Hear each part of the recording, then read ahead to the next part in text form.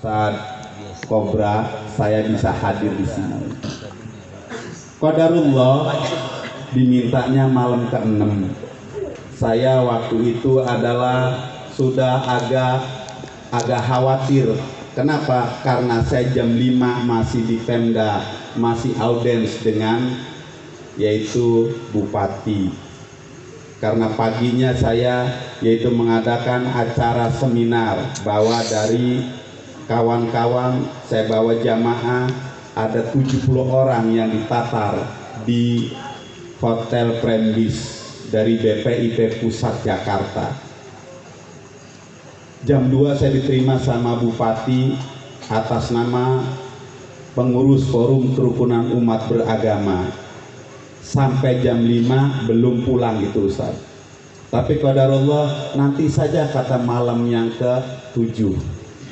Akhirnya saya bisa silaturahim. Padahal malam ini saya dijadwalkan adalah harus memberikan tausiah di keluarga besar saya karena Pak Dek saya, Bapak Gede saya, uak saya wafat. Malam ini malam yang ke-4. Tapi karena Ustadz Kobra yang diutus oleh Guru Arsin, sahabat lama saya tidak bisa menolaknya, saya iakan saja. Salawat dan salam mudah-mudahan tercurah limpah kepada baginda Rasul Nabi besar Muhammad sallallahu alaihi wa alihi wasallam. Bapak-bapak dan saudara-saudara, barokah kita silaturahim ini ada dirasakan malam ini sama Bapak Guru Arsin. Karena beliau rajin bersilaturahim ke sana kemari, walaupun sejak siang hujan, tapi jamaah tahlil wa tadzkir begitu banyak. Karena apa? Karena beliau bergaul dan rajin silaturahim. Lebih dari itu, ini karena almarhumah orang baik sehingga banyak yang mendoakan. Bukan saja orang biasa yang mendoakannya. Saya lihat banyak sarjana-sarjana yang pada kumpul. Karena banyak juga mahasiswa saya yang sudah di wisuda, ya. Banyak asatidz, para tuan guru. Ini adalah satu keberkahan yang luar biasa. Terlebih malam ini adalah kata Rasul Sayyidul Ayyam, raja di raja dari hari dan malam, yaitu malam Jumat. Kalau kita merujuk Pak, keistimewaan hari ataupun malam Jumat, jangankan kita memberikan amalan-amalan yang baik, jangankan kita bersedekah, wafat pada malam Jumat atau hari Jumat, jaminannya bebas dari siksa kubur. Enak gak tuh Bu? Enak. Udah mesen belum? Belum. Harus mesen Bu. Mati malam Jumat atau hari Jumat mesen. Emang boleh mesen? Rasul yang ngajarin urusan dikabul ataupun tidaknya itu urusan Allah, hak prerogatif Allah, tapi kita kudu mesen.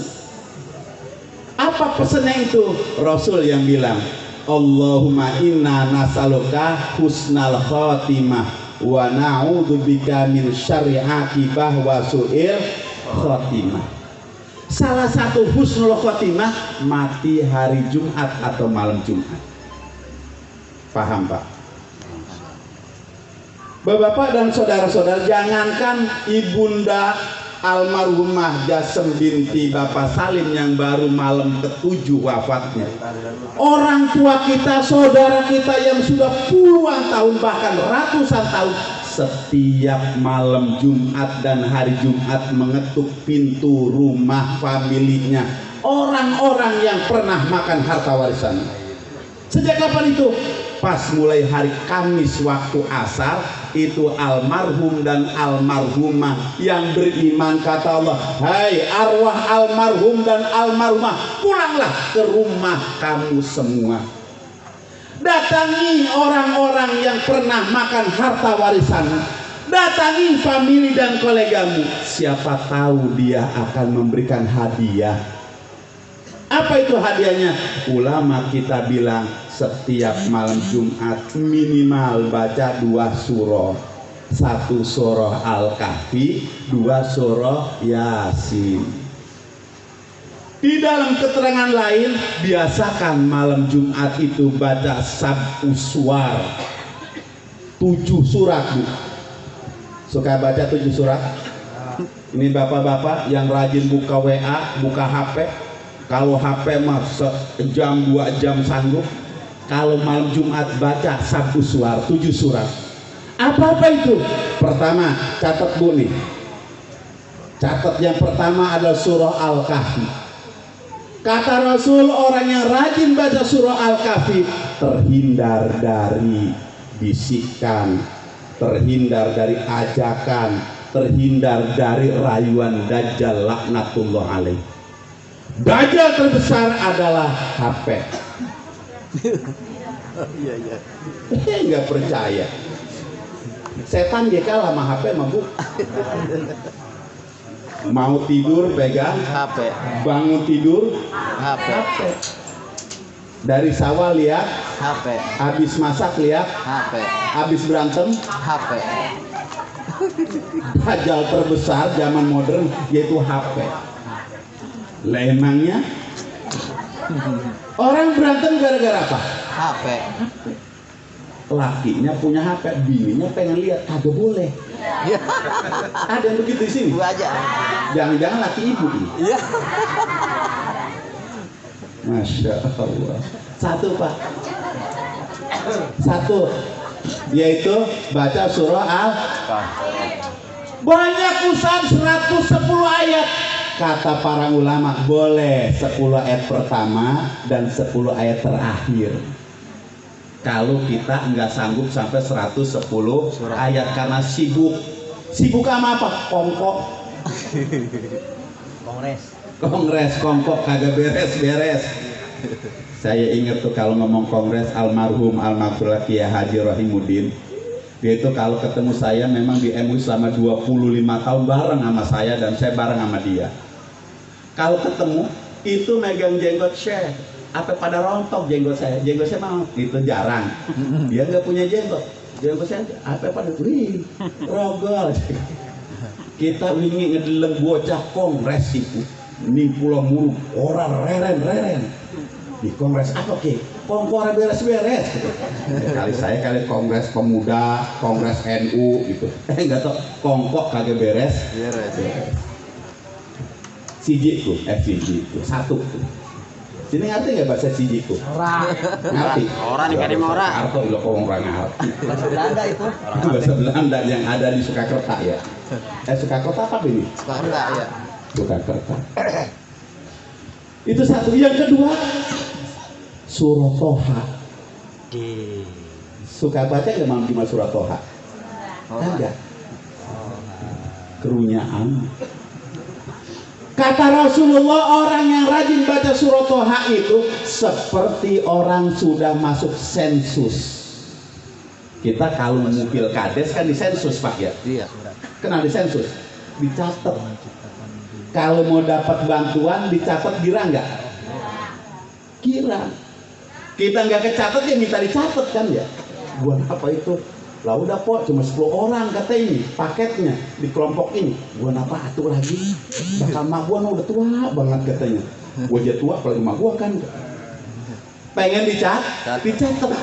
Tuh kata Rasulullah, orang yang setiap malam Jumat baca surah Al-Kahfi sudah disensus bakal jadi penghuni surga.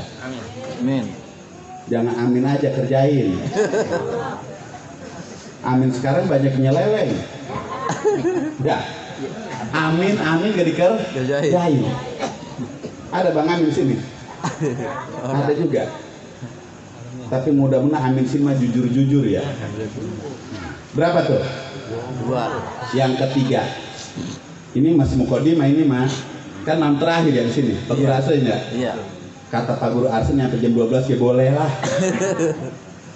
Terus? Boleh ya? Boleh. Yang gak tiap malam ini kan ngaji kalau udah mati doang.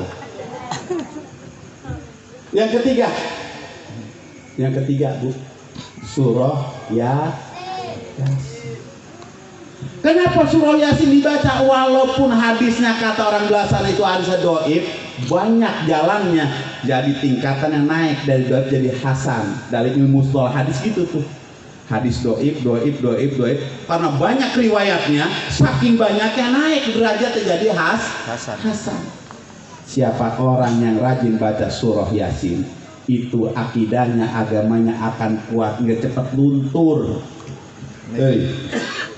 Biasanya kan orang belah sana tuh musim panen sholatnya ditunda, ya. Musim hajatan maghribnya kelewat, betul nggak? Betul. Ya berangkatan menjelang maghrib, pas Allahu Akbar lagi nyendok nasi. Pak, saya pernah Pak diundang ceramah, itu saya datang menjelang maghrib karena jauh, saya datang menjelang maghrib. Itu di tempat hajatan sepi, kata saya astagfirullahaladzim, jangan-jangan salah tanggal ini. Sepi amat ini, seperti tidak ada orang yang hajatan, tapi bekas orang banyak, terus meja masih ada. Saya tanya, Pak, Bapak ini hajatnya malam ini? Iya. Pengajiannya entar jam 8? Iya. Ini mana orang? Lagi pada sembahyang, Pak. Sholat semua. Bapak dari mana? Saya dari jauh, sholatnya saya jamak. Saya bilang, saya jamak takhir, karena saya baru nyampe maghrib. Kalau saya nyari masjid kan repot juga, di sini nggak tahu masjidnya di mana. Karena itu saya jamak takhir, nanti maghrib dengan isya saya lakukan. Dia bilang, di sini orangnya pada sholat semua, Pak. Luar biasa. Tukang masak sholat, pengejek sholat, tuan rumah sholat, penyambut tamu sholat, semua kamu sholat. Sepi. Persis seperti Makkah Al-Mukarramah dan di Madinatul Munawwarah. Ketika Allahu Akbar, langsung itu brok, semua warung ditutup dan datang ke masjid. Pokoknya sampai mana aja mentoknya, disitulah tempat dia sholat. Brok, sholat pas saja. Kita nyampe, ada di pinggir jalan, udah di situ pinggir jalan. Saya bulan Ramadan, Pak, terlambat saya jalan untuk sholat isya dan sholat taraweh. Saya di jembatan sholatnya. Di jembatan, kalau malam mending, tengah hari bengkak, Pak, jidat ukurannya leeh. Saya punya teman di Kerawang, dia bilang, Ustaz, saya ini kalau di kampung saya asal jam 11 saya datang ke masjid, belum ada orang, saya selalu sok pertama. Saya di Mekah setengah 11 saya datang, pasti saya di sok pertama. Setengah 11, jam 10:10.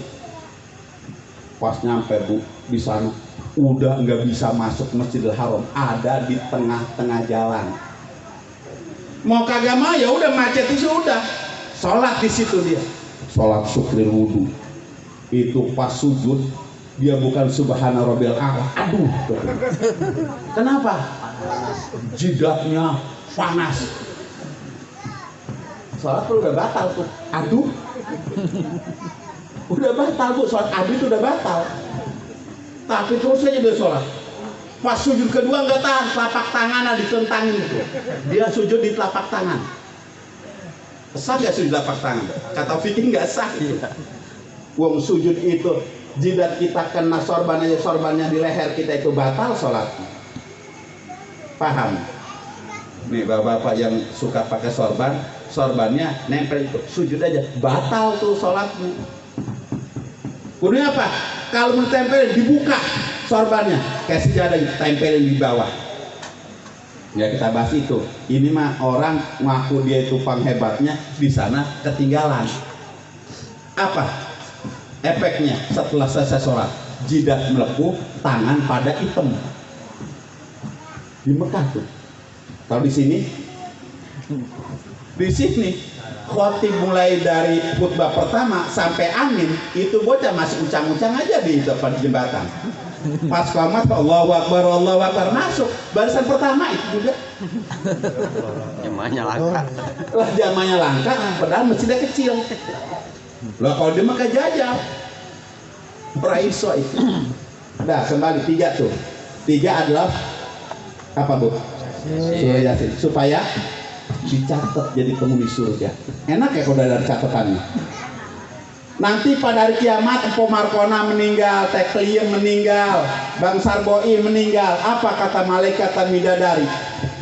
Bang Sarboi, ada catatannya. Assalamualaikum tibtum fadkhuluha khalidin. Salam sejahtera. Assalamualaikum, salam sejahtera atas kau. Ya, tibtum, kau beruntung kok. Beruntung bang. Fadkhuluha khalidin, silakan masuk surga.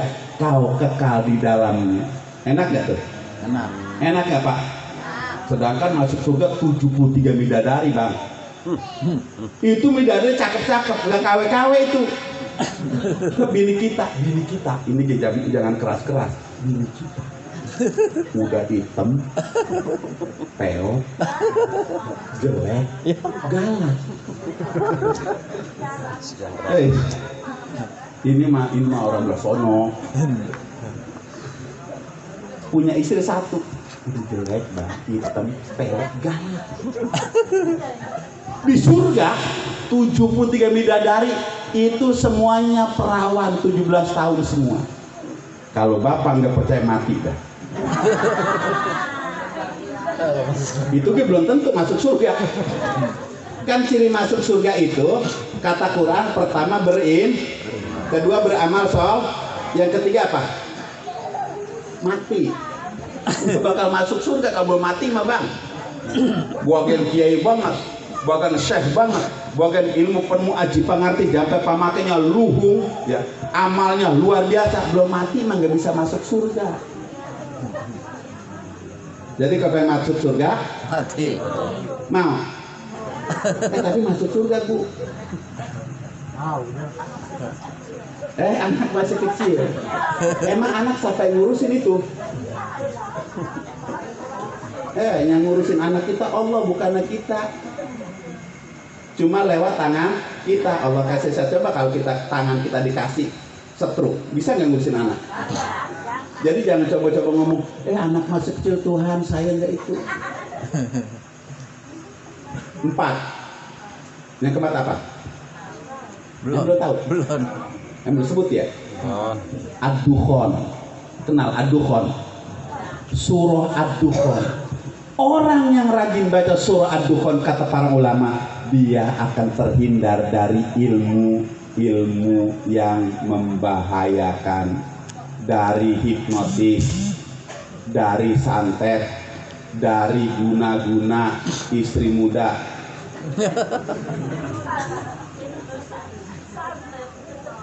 Dari pelet, jaran goyang, 7 panglayaran, ya Ustaz ya.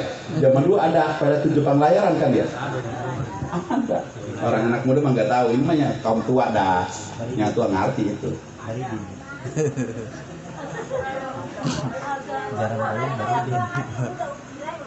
Begitu. Nih Bu, saya bilang kalau laki gue pengen kagak dipelet orang, rajin baca Ad-Dukhan. Abis baca sembur laki. Marah. Ya dikawin lagi berarti ya. Kenapa? Masa? Kalau sembur ditinggal laki.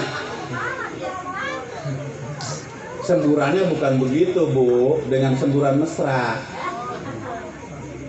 Kan kata ulama ini, bahasa satu wajil mar'i khairum minal kira wa kaifa yu'til kira wa huwa yadhaku. Gitu. Jadi laki datang, kita tersenyum simpul bahagia. Alangkah dipujinya sambil bawa makanan tersenyum. Itu yang bagus mah. Ini mah laki capek, jangankan nawarin makan nyambut. Lagi kekutuan, dipanggil sama lakinya, Tom, malu mana?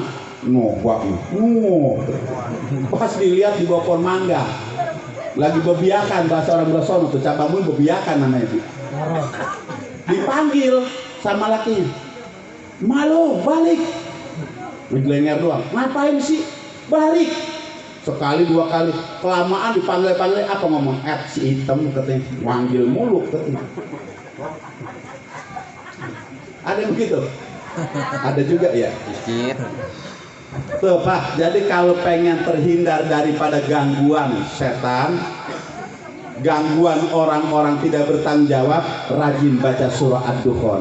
4 tuh. Yang kelima, dipercepat aja. Baca surah Ar-Rahman. Ar-Rahman Pak, Bapak pengen misahin mertua, baca Ar-Rahman. Pengen misahin istri, baca Ar-Rahman. Ibu, Bu, pengen misahin suami, nawarin. Nih, ntar malam nih pulang, Bang, mau. Iya. Nawarin. Ajib. Ya terserah mau apa, yang penting nawarin. Bu, kalau ibu udah nawarin, orang yang berkeluarga itu satu kali sholatnya sama dengan perjaka janda yang sholat 70 kali, masih bagusan ibu. Ibu punya laki, sholat isya sekali, itu satu kali isya, itu janda 70 isya, baru sama. Maka bilang diem apa? Ramana promosi, mungkin nggak punya laki. Itu namanya keponakan tanggung jawab. Besok juga masuk di Facebook. Ini janda, ya punya anak dua. Dipromosiin. Dan nyampe berapa tadi tuh? 5. Patah kelima. 5. Patah kelima. 5. Satu apa, Bu? Lupa tuh. Bu, satu. Api. Hah? Al-Kahfi. Kedua, keempat. Lah saya pengen 4 dulu. Aduh, yang keenam Belum. set marah. Tabang ditanya aja marah. Belum katanya. Yang kelima tadi itu Ar-Rahman. Berapa ayat, Bu? 70. Ya, dia nggak pernah baca. Berapa? Ayo, yang apa yang tahu ayatnya dikasih 200.000. Minta sama lakinya. Ya kalau saya malah ngasih ke ibu, kata lakinya, lah itu sih nulisan apa-apaan dibagi-bagi duit. Takut marah ya. Hah? Hadiah dari siapa? Kagak sih yang ngasih hadiah. Yang keenam, kata Rasulullah yang keenam, rajin baca surah Al-Waqi'ah. Orang yang rajin baca surah Waqi'ah minimal rezekinya nggak pernah tersendat, lancar. Punya duit sekarang, Bu? Punya duit nggak? Kagak. Nggak punya, bener. Bapak punya duit, Pak? Enggak juga kan ya? Gak dibawa. Di rumah mah banyak duit gua. Sekarang mah gua kagak bawa, orang nggak bisa sholat isya. Pak, kalau punya duit banyak, punya emak. Punya emak nggak, Pak? Punya ibu? Masih hidup? Bagi duit. Bu, kalau punya duit, ibu kita masih hidup, bapak kita masih hidup, kasih tuh duit. Jangan sampai emak bapak kita minta, kasih, jatahin tuh per hari berapa. Kalau per hari keterepot, seminggu sekali kasih. Apakah 200.000, 300.000? Insya Allah bapak dan ibu akan Allah berikan keberkahan yang luar biasa. Amin. Mantu sama mertua baik. Udah nggak punya mertua? Lah kemana mertuanya? Meninggal? Lah punya juga. Kalau udah mati tadi tuh, dalam kitab Al-Hidayah, setiap malam 1000 kali almarhumah manggil tuh mantu, doain emak tuh. Pas didoain, dibacain Yasin, apa kata itu almarhumah? Ya Rob, menantu saya rajin memberikan bekal kepada saya, angkat derajat ya Rob, berikan keberkahan ya Rob. Gitu. Tapi kalau punya mantu, mertua udah mati, nggak pernah ngedoain, apa kata mertua? Pas manjuat tuh gitu, ya Rob, saya punya mantu atu-atunya ini Rob, pelitnya dari mulai saya hidup sampai saya mati, pelit aja. Boro-boro makanan, boro-boro minuman, mujuari aja itu orang-orang pada ngasih ini ngasih tuh anaknya, dia maka agak ngendon makan doang. Mantu, ayo lo, jangan ngaku Bu, bagi dia diem aja, malu.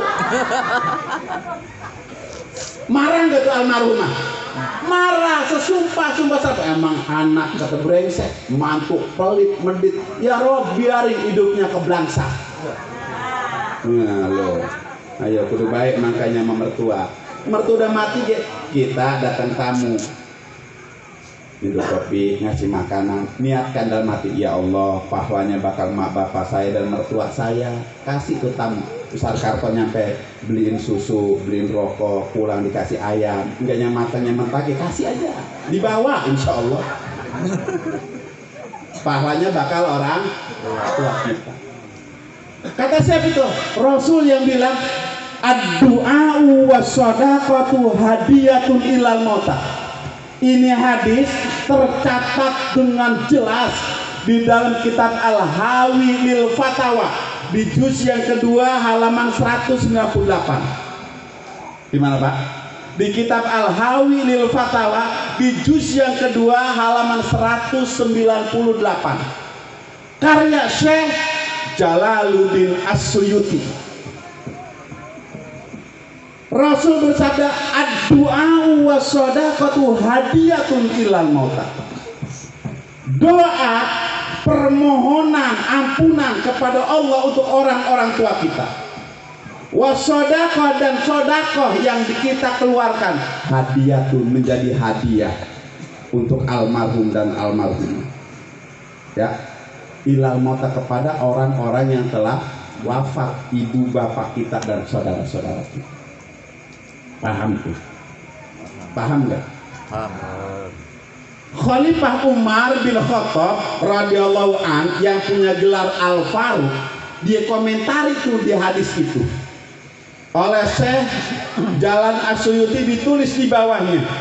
Kata Sayyidina Umar, sedekah ba'da dafni, sedekah setelah penguburan mayit, itu adalah pahlanya ila salasata ayam, sampai 3 hari ke depan Pak Arsi. Jadi kemarin Ibunda Hajah Jasem binti Bapak Haji Salim dikubur, itu kan disedekain tuh, Tanah. disedekain. Kalau orang di kampung saya sana Pak disebut nyusur tanah. Iya sama. Sama di sini ya? Sama. Iya sama cuma beda kali doang. Ya, nyusur tanah disedekain. Kata Sayyidina Umar, itu sedekah pertama ibarat orang tua kita lagi pepergian, ibarat anak kita lagi piknik, dikasih bekal tuh sampai 3 hari. Makanya malam ketiga sedekah lagi nggak? Sedekah. Sedekah. Malam ketiga kemarin malam Senin. Malam Senin ya? Iya. Kan usah ngomong malam Senin, dia lupa. Malam Senin. Kata Sayyidina Umar, kalau sedekah malam ketiga itu pahlanya ila sab'ati ayam, sampai hari yang ke-7. Ini malam ke-7. Sedekah lagi Pak Guru Arsin. Kenapa sedekah? Kata Sayyidina Umar, sedekah pada malam yang ke-7 adalah pahlanya ila khamsun wa isruna ayam, 25 hari ke depan.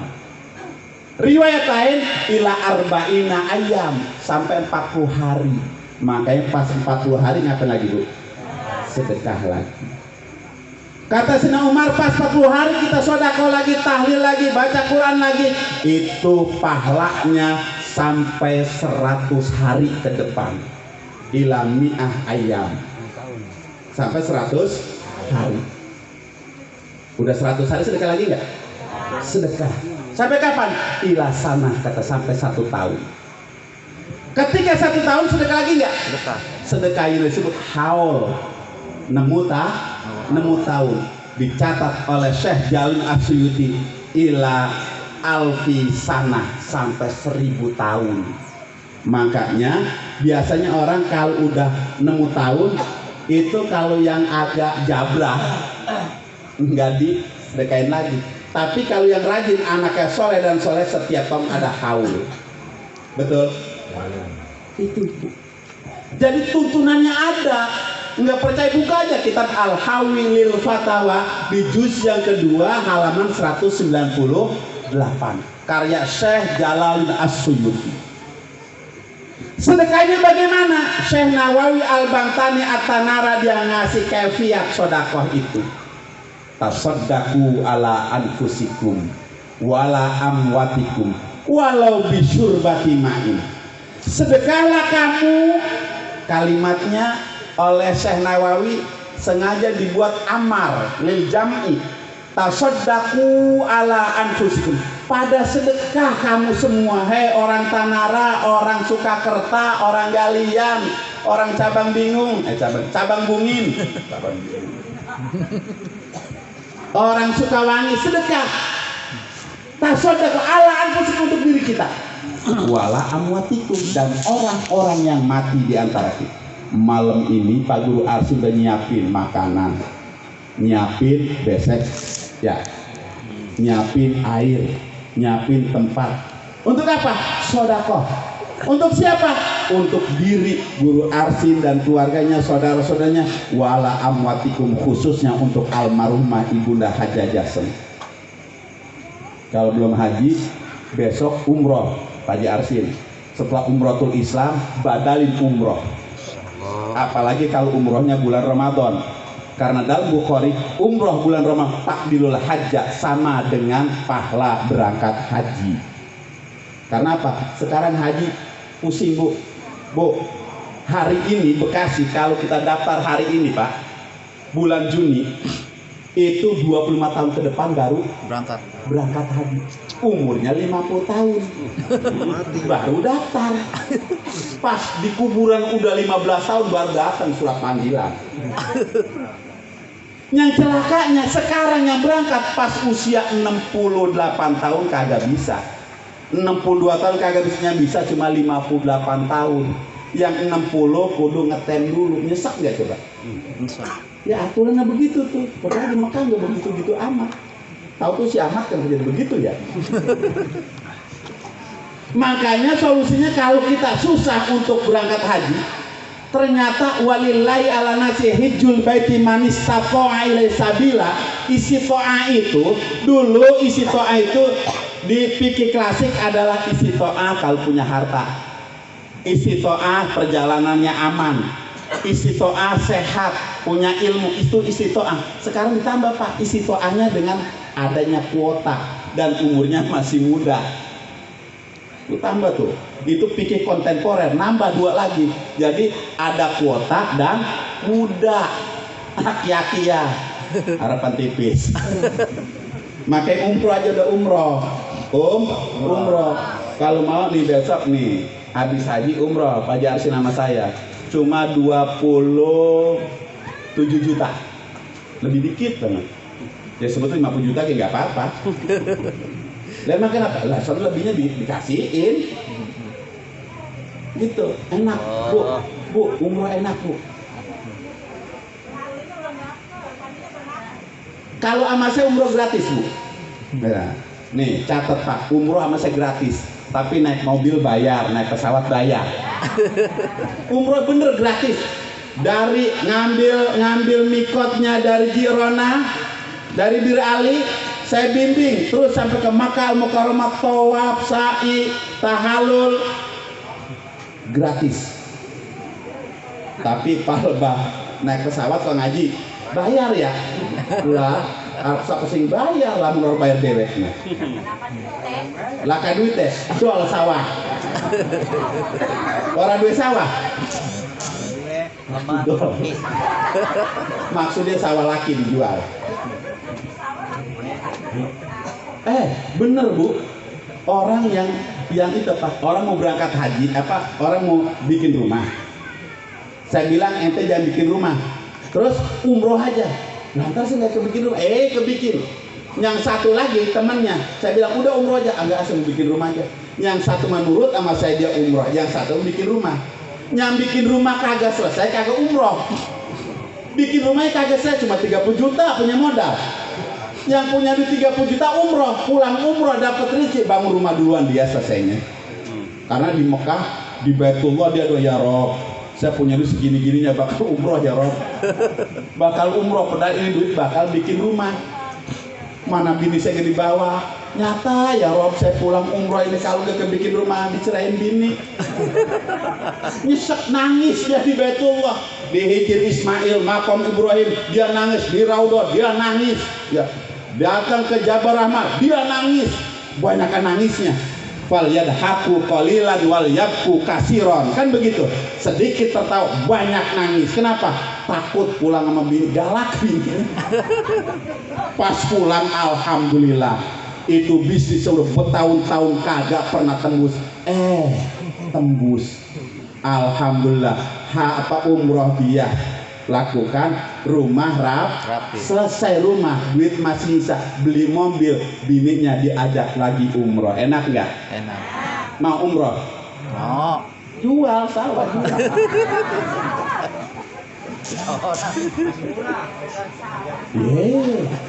Lah mau ibadah nunggu sawah mahal. Lah dipindahin sawahnya ke sana ke Monas.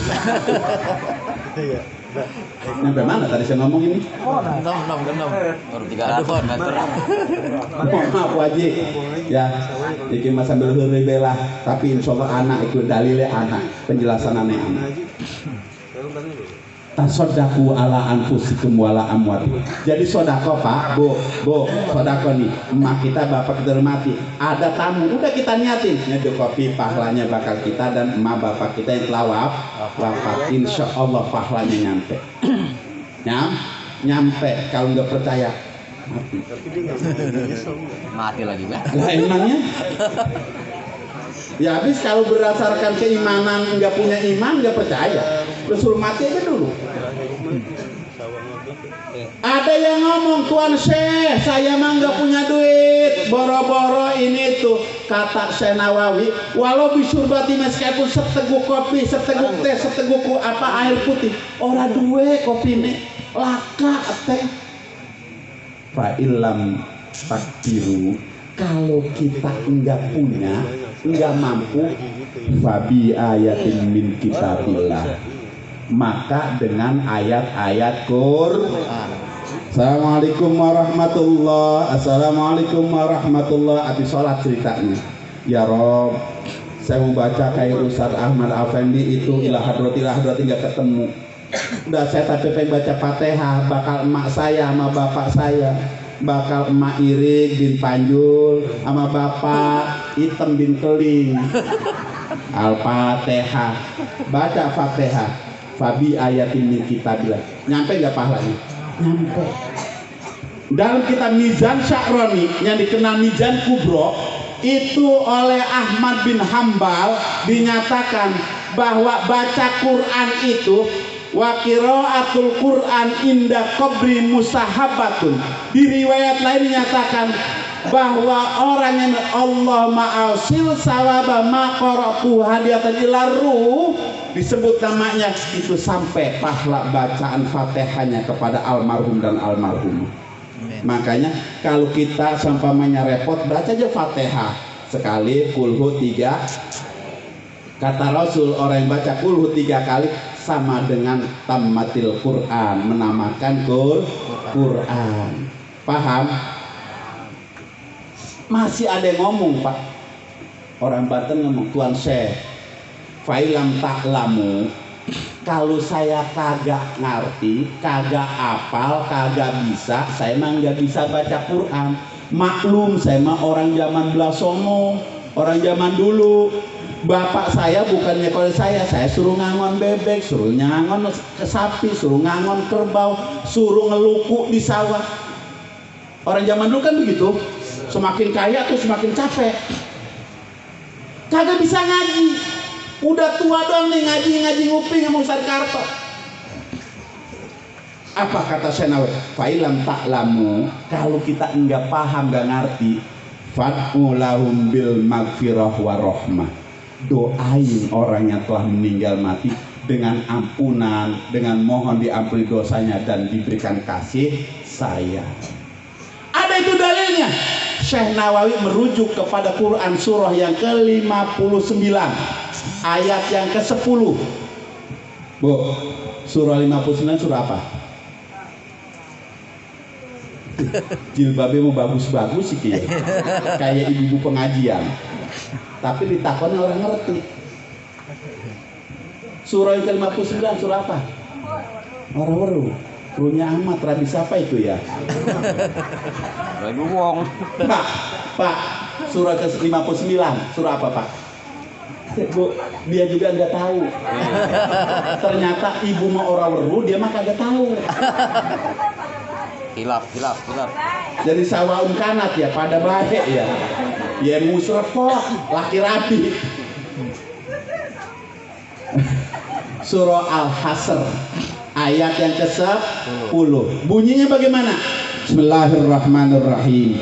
Walladzina ja'u min ba'dihim yaquluna rabbana ighfir lana wali ikhwaninal ladzina sabaquna bi wala taj'al fi qulubina ghillal lil ladzina amanu innaka raufur.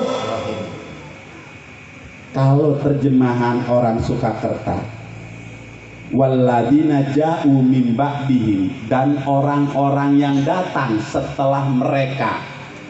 Kalau dalam tafsir Ibnu Katsir, setelah mereka itu kaum Muhajirin dan kaum Ansor. Kalau terjemah bebasnya, setelah emak bapak kita datang belakangan. Setelah ibu bapak kita wafat, kita datang belakangan. Lahikun nyusul.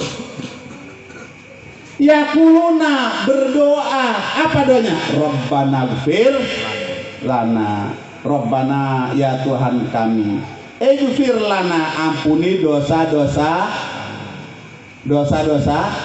Rabbana ighfir wali ikhwaninal ladzina sabaquna bil iman, dan saudara-saudara kami, famili kami, kolega kami, teman-teman kami, teman bisnis kami, teman nongkrong kami, teman rumpi kami yang telah terdahulu suruh didoain.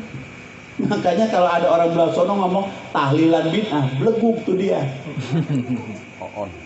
On ya. Beleguk. Baca tafsir, baca hadis. Kita kadang-kadang emang aja pelit, emaknya mati, bapaknya mati, tahlil kagak, sedekah kagak, ngomong aja bid'ah. Dia bilang inna syarrul umuri muhdasatuha wa kulla muhdasatin bid'ah wa kulla bid'atin dolalah wa kulla dolalah finnar. Tahlilan gak ada zaman Rasul, dikerjain itu bid'ah, nanti masuk neraka. Natijanya yang suka tahlil masuk neraka sebergeledek kan. Lah lo orang baca Al-Quran, baca la ilallah, masuk neraka lah kebina-bina teuing. Ya. Uang kata Rasulullah, tersenyum aja pahalanya surga. Bu, tersenyum sama laki pahalanya surga. Nyengir sama laki surga pahalanya. Keluar nyengir, masuk nyengir. Gua ngedang. Kata laki, itu bini gue padahal gue gak kemana-mana, asal ngeliat tuh nyengir. Iya. Asal masuk nyengir, keluar nyengir. Malah curiga dia. Kata anak sekarang mah katanya GR, genak body. Bu, tunggu kakan. Dalam kitab Uku dulu Janfi Hukuki Jauzain atau dalam kitab Fathul Izar itu tertera, tersenyum itu sama suami pahalanya gede. Bahkan mencium suami, ngambung lanang laki, pahalanya sama dengan mencium Hajar Aswad. Iya, mantap. Hajar Aswad ada di mana? Mekah. Di Mekah, nggak ada tempat lain. Itu modalnya 27 juta lebih, 30 jutaan lah. Itu pun belum tentu tawaf, belum tentu nyium. Emang kita doang yang ada, banyak orang muter, belum tentu nyium. Kita duit nggak punya, ya paspor belum bikin, laki masuk tubruk. Hajar Aswad nyampe gitu. Nih Pak, hei, bapak bininya nggak ada di sini. Ntar pulang tawarin. Assalamualaikum. Kata bininya, kayak suara laki gua. Assalamualaikum. Waalaikumsalam. Pas malam ama sih bang, masih urusan ngomong lama banget. kali sampai malam katanya. Malu, lu mau gak nyium Hajar Aswad? Bilang asik, mau umroh nih. Emang udah daftar umroh dari mana? Nah itu katanya mau nyium Hajar Aswad. Ada Hajar Aswad. Di mana bang? Itu di depan lu, man. Ini gua. Kata bininya, tebak keling aja. Bu, keling dia hidup. Hajar Aswad batu, hajar batu, aswad hitam, batu hitam. Lelaki kita mah keling-keling dia hidup. Ya, buktinya di Kroya punya anak 3. Tawarin pak, pahanya gede. Laki kita jangan salah orang. Assalamualaikum, langsung bu. Lah, apa-apaan kok? Kan laki gua bang. Kenapa? Tuh, ibunya punya suami bagian jelek, bagian kurang tampan. Kalau jelek takut marah. Kurang tampan itu sama dengan Hajar Aswad. Insya Allah.